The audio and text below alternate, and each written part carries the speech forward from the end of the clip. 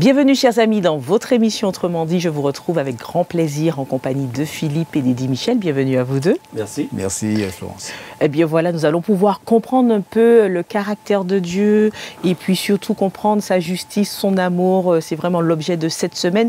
Mais par rapport à cela, comment vous deux, vous percevez Dieu? Est-ce que vous arrivez? Je suis en train. Je suis en train parce que j'ai eu une perception de Dieu et Dieu se révèle à moi différemment et je commence à comprendre que Dieu est amour. Et ça me permet de rebondir. Est-ce qu'on peut le cerner en quelque part, ce Dieu? On peut le cerner parce qu'il se révèle à nous. Il se révèle à nous avec notre compréhension, avec nos repères, avec notre connaissance. Il s'adapte à nous. En fait, Dieu il va s'approcher de nous si tu comprends le langage du Fils, comme un fils. Si tu comprends le langage du Père, bien comme un père. Si tu comprends le langage de l'inconnu qui s'assoit près du puits avec la Samaritaine, comme un inconnu, mais qui te connaît. C'est en fait cette découverte que je fais de Dieu.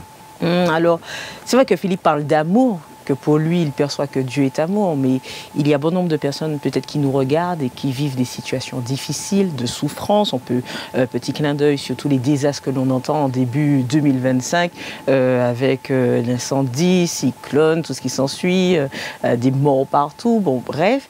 Et face à ça, certains peuvent se demander, mais où est l'amour de Dieu? Est-ce que il y a un Dieu encore plein d'amour ou au contraire, est-ce que c'est pas injuste tout ça? Alors il est vrai que ça c'est une très grande question et lorsqu'on commence à penser à Dieu, ces questions viennent, surtout quand on fait un lien entre Dieu et son amour. Donc ces questions tout de suite par rapport à la souffrance, par rapport à la maladie, par rapport à la mort, par rapport aux catastrophes, par rapport aux personnes entre guillemets innocentes, je pense particulièrement aux enfants, qui meurent parce qu'ils n'ont pas suffisamment de nourriture, qui vivent des catastrophes. Bien sûr que, en quelque part, cela nous pousse à nous interroger sur la pertinence de l'amour de Dieu. Totalement. C'est bien là la question, d'ailleurs. Bien sûr, dans cette connaissance multifacette de Dieu, je dirais, parce qu'elle est pour moi multifacette, eh bien, plus on ose faire confiance, parce que Florence, les images que nous avons, ce sont les images familiales de mes parents, mon papa, ma maman, etc. Alors c'est vrai que lorsque j'étais jeune, tout jeune, j'avais une perception de l'amour de mes parents. Il y a des choses que je ne comprenais pas. Quand je me retrouvais dans cette situation, je me posais la question, est-ce qu'ils m'aiment véritablement? Mais en mûrissant et en restant dans la relation avec mes parents et en devenant un peu plus adulte. Et en devenant parent. Tout à fait. Je comprends en fait, je me dis, mais non, mais mes parents en fait m'aimaient. Je n'ai pas à douter du fait de l'amour de... Donc en fait avec Dieu, je dirais, oui, il y a ces situations qui nous poussent à ces réflexions, mais en fait, il ne faut pas que ces situations nous invitent à casser la relation. Pour moi, il faut encore oser aller au-delà parce que c'est au fur et à mesure que, comme lorsque je grandis dans la relation avec mes parents, je comprends un peu mieux leur amour, eh bien avec Dieu, on ne le comprend pas forcément d'emblée. Et d'ailleurs, on va le voir plus amplement et je nous propose d'aller au cœur du texte.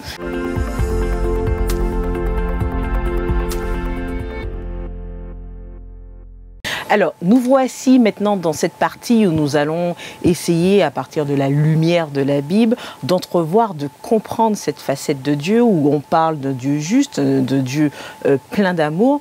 Mais avant cela, essayons de comprendre un peu le contexte dans lequel nous sommes, puisque c'est important. Il y a beaucoup de personnes qui parlent de conflit.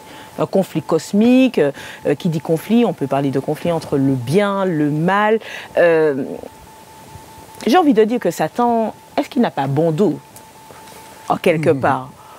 Est-ce qu'on peut tout remettre, tout le mal qui s'opère là comme cela, qu'on subit également, est-ce qu'on doit le mettre a fortiori tout le temps sur le dos de Satan? Alors bien sûr, on pourrait le faire, et ce serait très facile de le faire.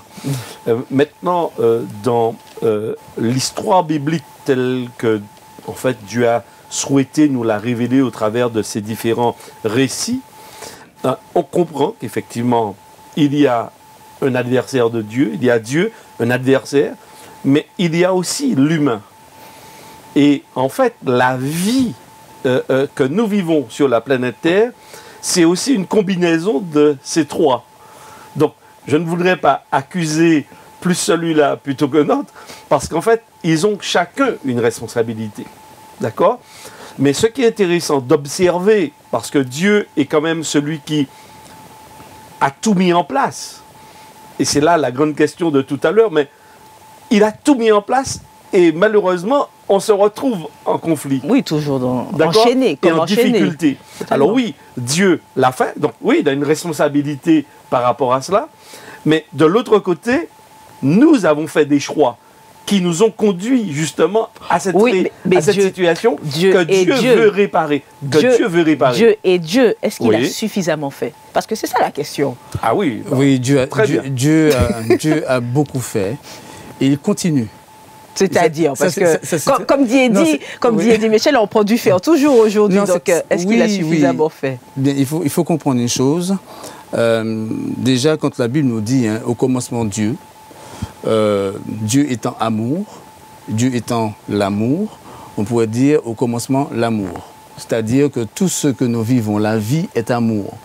D'accord? Parce que nous avons été créés dans l'amour, dans la volonté de Dieu. Donc un Dieu d'amour pour que nous soyons aimés, que nous puissions apprécier en fait son amour pour nous.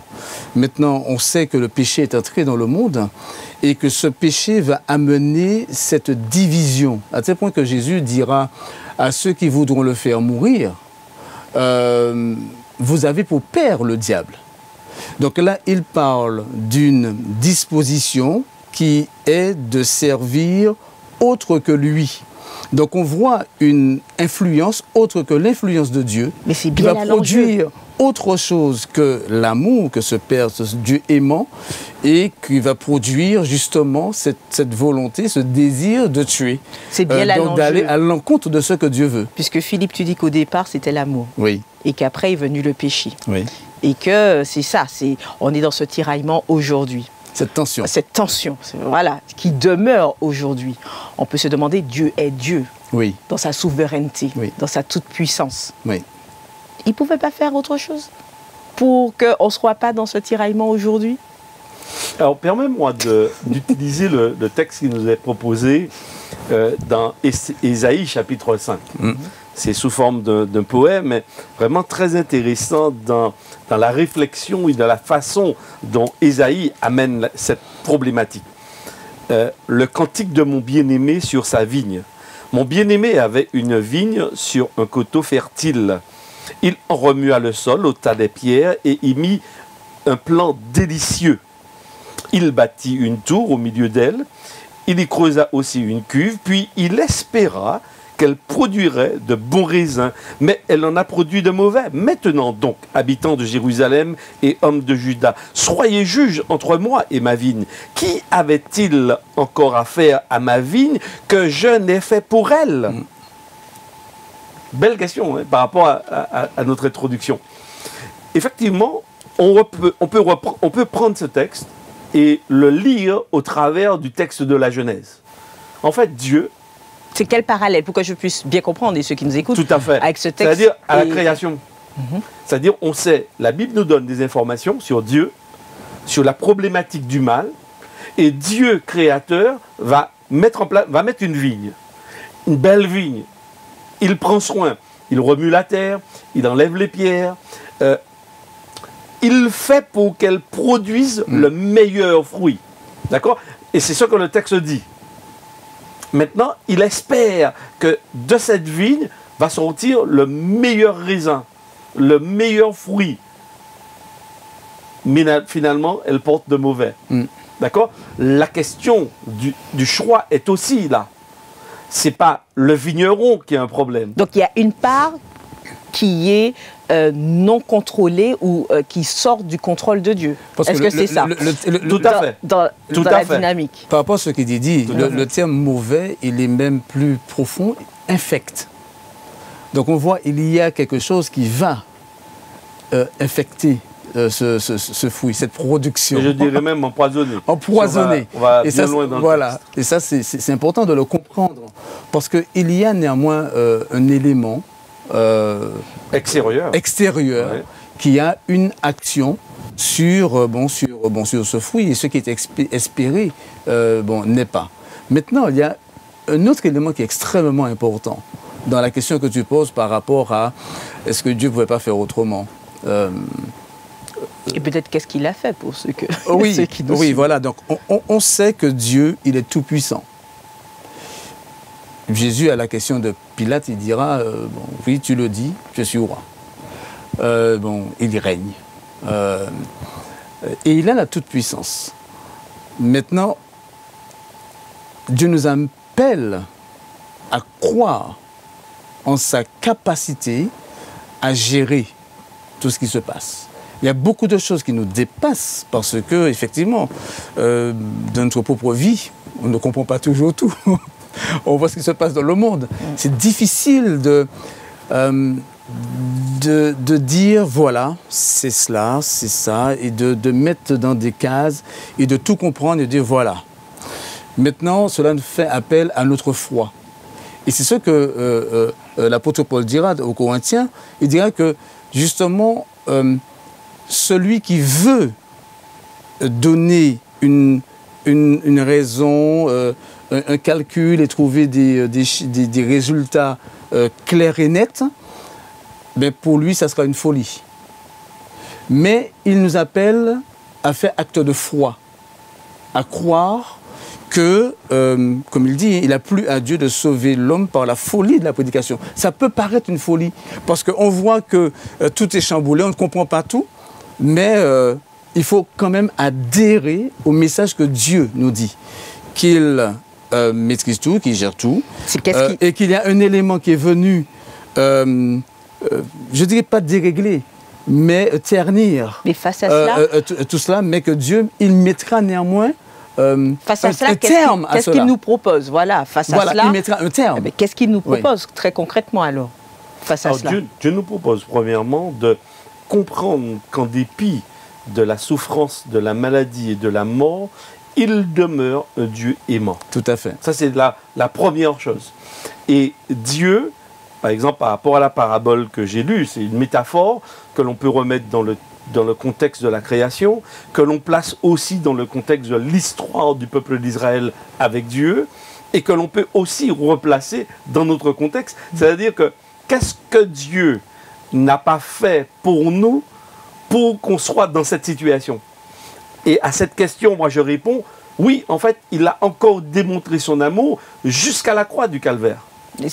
C'est-à-dire que pour moi, le point culminant de qu'est-ce que Dieu n'a pas fait, en fait, c'est une question un peu rhétorique pour m'inviter à réfléchir sur mais qu'est-ce que Dieu aurait pu faire encore pour me dire qu'il m'aime? Pour que je comprenne que, en fait, il ne faut pas que je m'arrête à la maladie, à la souffrance et à la mort pour que je le lise au travers de cela, mais que je le vois hors de ça. Et que cette problématique-là, il est venu justement pour y apporter une solution. Alors la solution, et tu fais référence à la croix, quel est le sens de la croix alors dans cette solution qu'il propose pour que ceux qui nous suivent puissent bien comprendre? Oui, c'est-à-dire qu'avec l'entrée du péché dans le monde, il y a une conséquence. Le salaire du péché, c'est la mort. Mais le don gratuit de Dieu, eh bien, c'est la vie éternelle en Jésus-Christ. C'est-à-dire que Jésus il viendra pour prendre sur lui les conséquences du péché, prendre sur lui et absorber également la puissance agissante du péché. Ça, c'est très important parce qu'il va... Mais il faut réussir à comprendre ça. Oui, c'est-à-dire qu'il prend sur lui nos péchés, il prend sur lui aussi les conséquences de nos péchés. Et aussi, il va... Donc, comme détruire... les conséquences, c'est la mort, on ne meurt plus.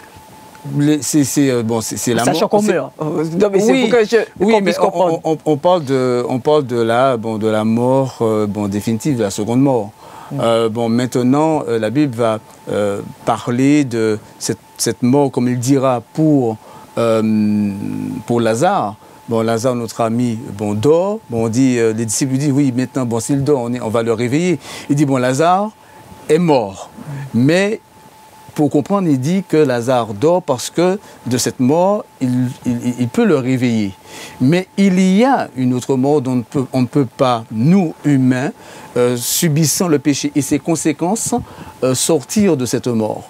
Parce que tous ont péché et sont privés de la gloire de Dieu. C'est-à-dire que nous sommes tous condamnés à mourir parce que nous sommes tous sous le poids du péché. Mais Jésus... Donc c'est une mort qui prive de la gloire de Dieu. Qui prive de la gloire de Dieu. C'est une mort qui prive, je dirais, de l'espérance que Dieu nous donne d'une vie éternelle en sa présence. Et donc, c'est pourquoi, en fait, alors moi je veux utiliser une autre expression, dans la venue du Christ, dans une chair semblable à la nôtre, il vient me démontrer dans ma situation qu'il m'aime. Et il vient me dire que je viens dans ta situation pour apporter une solution à ton problème. Et c'est pourquoi il s'identifie. C'est pourquoi la Bible parle de l'incarnation. L'incarnation, c'est un Dieu éternel, un Dieu porteur de vie, qui vient s'incarner dans la nature dans laquelle je suis en tant qu'être humain. Une nature sujette à la mort. C'est ça qui est un peu... Enfin, c'est fou dans l'histoire biblique. D'accord? Et ce Dieu-là vient me dire, écoute, dit Michel, ta situation, je t'aime tellement que je vais te démontrer que ta situation ne me fait pas peur. Mais je viens dans ta situation pour t'en sortir.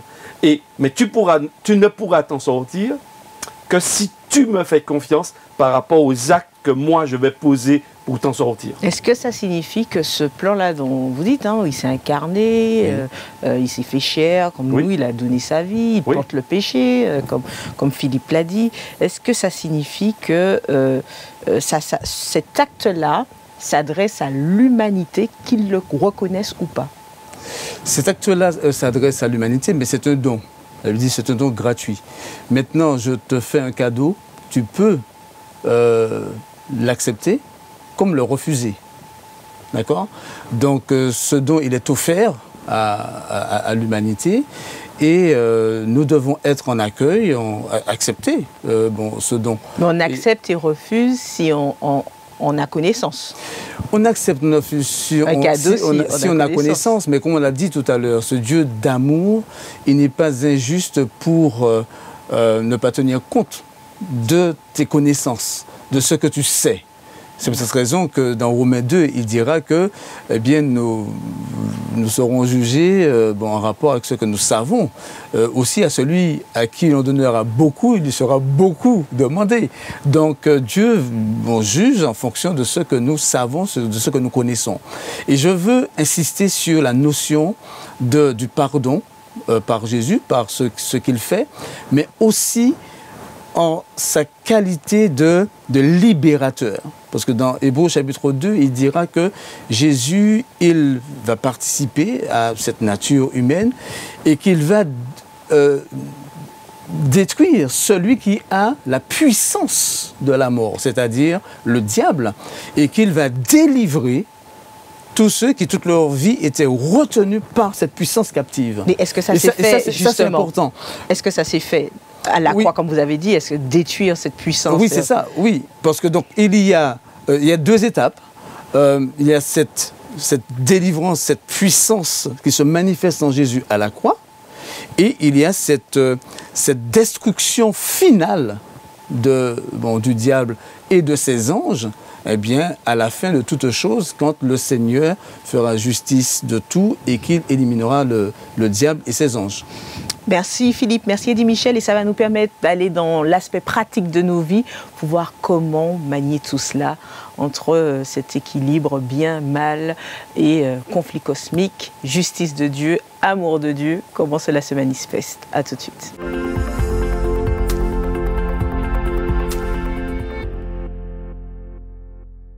Nous voici maintenant dans la vie, hein, les clés pour notre vie pratique, puisque l'idée c'est de vraiment comprendre cette justice de Dieu qui se manifeste dans notre vie et cet amour, puisque vous avez parlé de son plan face à ce grand conflit en 2 étapes, la croix, le fait que le mal soit éradiqué à la fin, vous l'avez dit, mais dans notre vie, c'est comment on perçoit dans notre quotidien, et tu l'as dit, tu perçois l'amour, mais comment se manifeste, comment ça, c'est tangible, est-ce que c'est tangible cet amour de Dieu, cette justice dans notre vie? On peut y croire ou ne pas y croire, ça c'est déjà une chose, et c'est là où va intervenir ce qu'on appelle la foi, c'est-à-dire oser faire le pas et d'accueillir ce que Dieu dit comme étant vérité pour moi.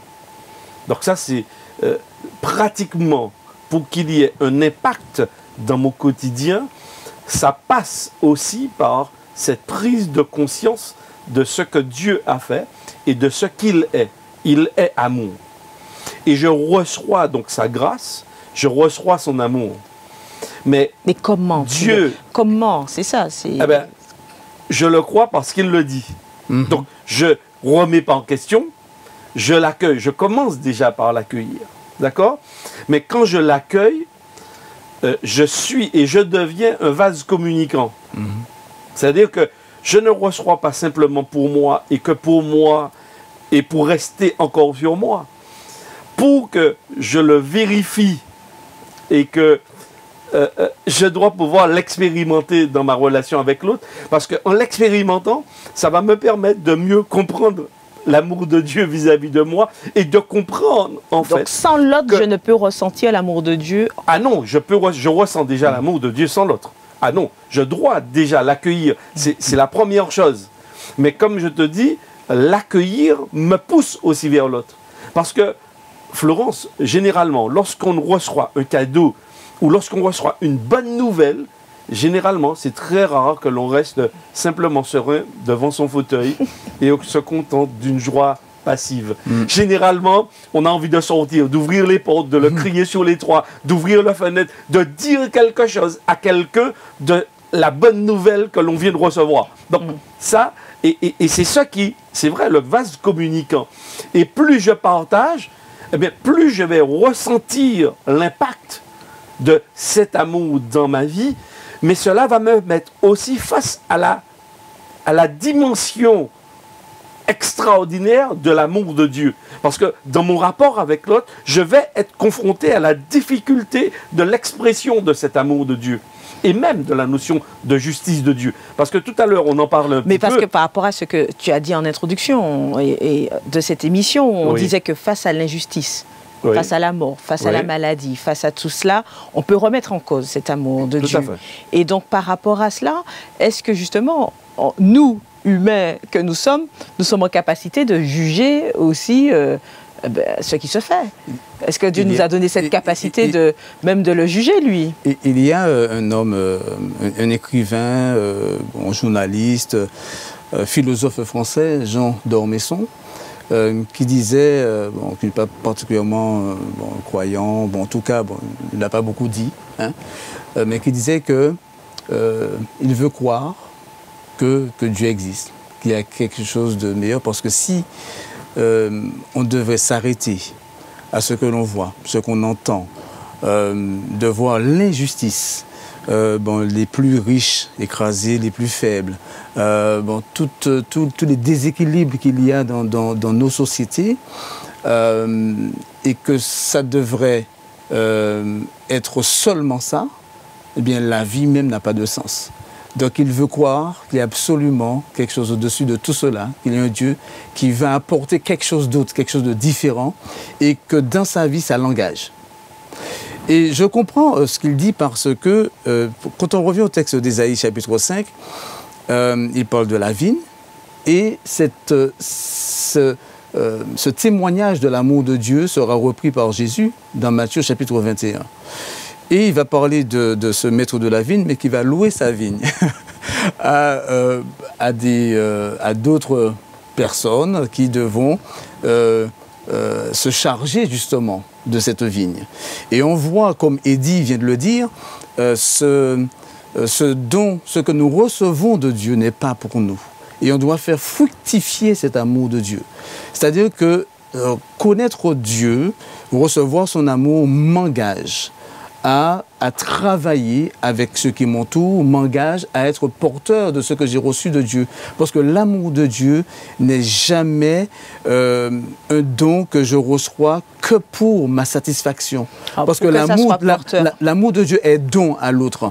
Car Dieu a tellement aimé qu'il a donné. C'est-à-dire quand on aime, on donne. Pour que ça soit porteur et en lien avec ce que tu dis, et en lien avec des courants que l'on peut retrouver également dans notre société.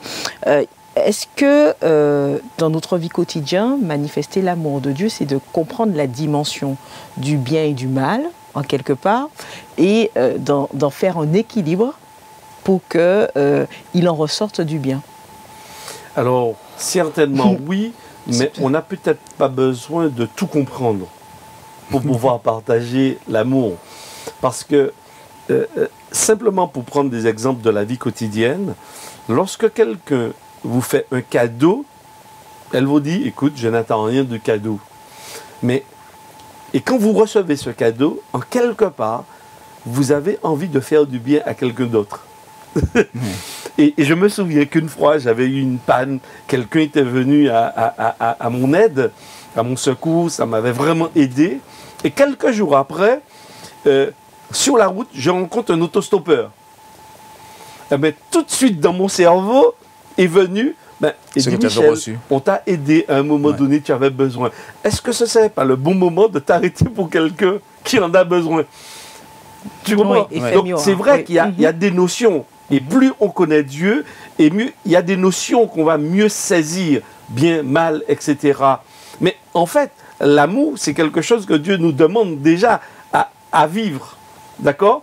Et plus, comme je le disais, plus on va le vivre, et plus il va nous pousser à mieux découvrir l'amour de Dieu pour nous. Parce que notre amour demeure un amour limité quand même dans nos relations les uns et les autres. Alors, mais comment, dans notre quotidien, réussir à remporter cette victoire sur le mal, sur le non-amour, j'ai envie de dire? Je parlerai plus de ça. Tout à fait. Du non-amour. Oui, c'est-à-dire que dans ce que nous avons reçu, nous sommes témoins de l'amour de Dieu, de ce que nous avons reçu et de ce que cela produit en nous. C'est voilà, c'est libérateur, on est dans l'espérance, on sait que ça va changer, mais dans l'attente du changement, je suis acteur aujourd'hui.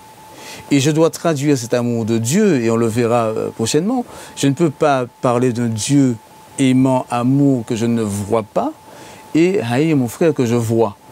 Donc, si je dis aimer Dieu, Jésus dit qu'il est dans celui à qui je donne le verre d'eau.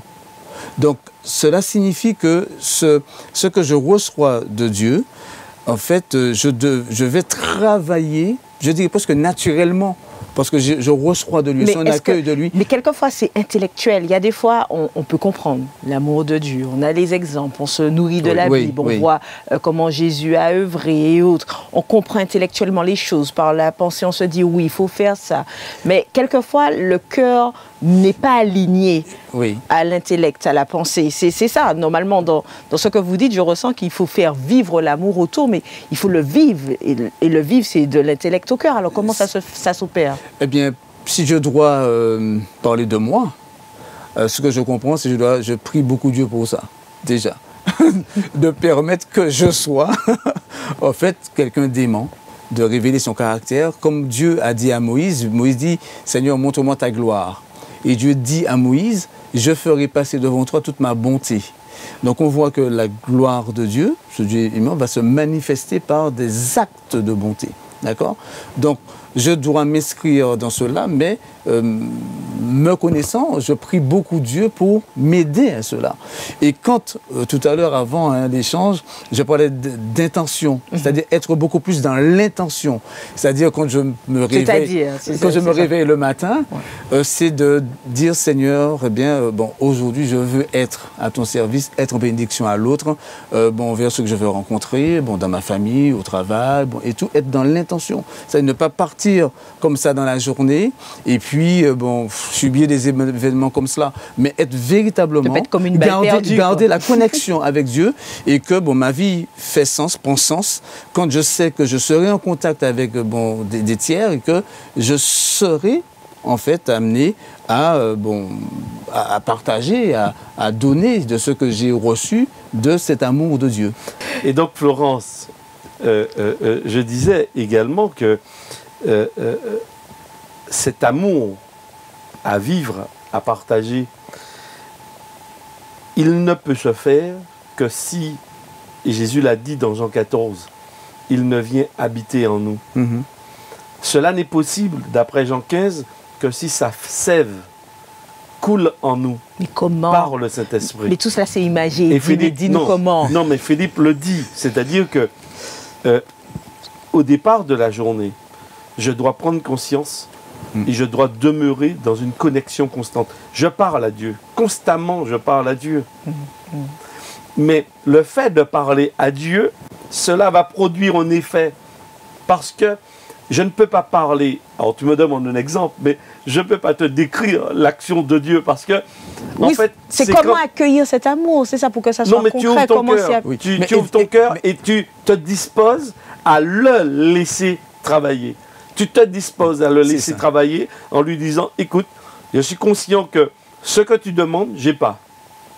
Mais ce que tu demandes, tu es capable de le réaliser par moi. Alors viens en moi, viens travailler. Parce que Dieu travaille de l'intérieur vers l'extérieur. Il va transformer mon cœur. Il le transforme. Lorsque je le laisse entrer, je lui dis, oui Seigneur, viens, entre. Donc tu me dis comment? Je lui dis. Je lui dis, viens, entre. Parce que je sais que mon cœur est dur. Je sais que je n'ai pas la volonté. Je sais que je n'ai pas le pouvoir. Donc j'abdique, j'abandonne. Et je me dis, ok, mais je sais par contre que toi tu peux. Et ça je le dis tout le temps à Dieu. Je ne suis pas capable. J'ai une vision humaine des choses, mais je sais que je n'ai pas ta vision. Or j'ai besoin de ta vision pour avancer. Et je te garantis que Dieu agit. Et il agit au travers des autres autour de moi, qui viennent, qui conseillent, qui donnent des idées, qui... Et je me dis, waouh, mais Dieu... Il n'y a pas de hasard. Non, non, on sort du hasard. Parce qu'on est en relation.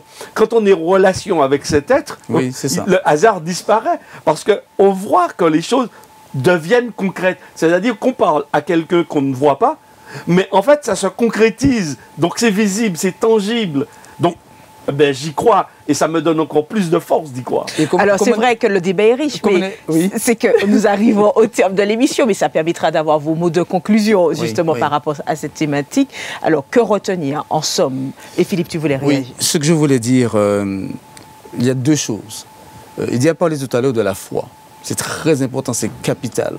Parce qu'en fait, on peut parler 1000 ans de Dieu, si on ne croit pas véritablement, eh bien cela ne fait plus sens. Et le texte nous dit dans Éphésiens au chapitre 3, au verset 16, que nous sommes puissamment fortifiés par son esprit dans l'homme intérieur, en sorte que Christ habite dans nos cœurs par la foi. Christ habite dans nos cœurs par la foi, c'est-à-dire je le crois. C'est ce que je disais tout à l'heure quand je dis je prie, je suis dans l'intention, je sais que Christ, il habite dans mon cœur. Non seulement je l'appelle à habiter dans mon cœur, mais il m'a fait la promesse de venir habiter dans mon cœur. Parce qu'il dit dans le livre de Jean 14, « Je ne vous laisserai pas orphelin ». C'est-à-dire tu ne seras pas comme sans père ni mère, mais je viens comme étant ton père et ta mère. C'est-à-dire, je suis responsable de toi. Je m'engage envers toi. Et ça, c'est important de savoir que Jésus, c'est lui qui fait le premier pas. Il fait toujours le premier pas. Nous sommes toujours en réponse de l'appel de Jésus, de sa demande. Et je suis donc dans l'intention, dans l'acceptation, et puis, comme il dit, de me soumettre parce que c'est lui qui peut vivre sa vie. C'est vraiment une dynamique relationnelle. Tout à fait. Et comme il dit dans 1 Jean 4, verset 17, tel il est, tel nous sommes aussi dans ce monde. Merci. Sa présence en nous, donne-nous de le révéler. Merci Philippe, et le mot de la fin. Tout à fait, je dirais que Dieu n'a pas peur du dialogue. Tu sais, par rapport aux questions qu'on a soulevées au début, est-ce que Dieu est amour? Mais en fait, dans Ésaïe 5, verset 3, Dieu nous invite au dialogue. Soyez juges entre moi et vous. Donc ça veut dire qu'il nous demande de poser l'analyse et de voir qu'est-ce qu'il aurait pu faire encore pour nous témoigner de son amour. Qu'est-ce qu'il n'a pas fait. Ouais. Et moi, je trouve que Dieu est quand même incroyable de poser et de nous poser cette question par rapport à lui. Ah, il se sent légitime. Je me dis, oui, il se sent légitime. Donc ça veut dire que pour... Allez-y, pour jugez-moi. poser une telle... Non, tout à fait. Ça veut dire que tu es droit dans tes bottes. Ça veut dire que... Ok, ben, allez-y. Je n'ai rien à me reprocher. Je me mets à nu devant vous et puis dites-moi ce que je n'ai pas fait pour vous témoigner de mon amour et du soin que je vous prodigue. Moi, je trouve que cette question-là, elle mérite d'être posée. Ça mérite réflexion. Et c'est ainsi que s'achève notre débat et notre échange. Merci en tous les cas, Eddy Michel. Merci Philippe. Et merci à vous d'avoir été des nôtres et d'avoir suivi cet échange. Nous vous donnons rendez-vous à un autre numéro d'Autrement dit avec grand plaisir. Si cette émission vous a fait du bien, n'hésitez pas à la partager parce qu'elle vous a fait du bien. Elle pourrait bien faire du bien à d'autres également. Likez, abonnez-vous pour être au fait des prochaines publications. Au plaisir d'ici là.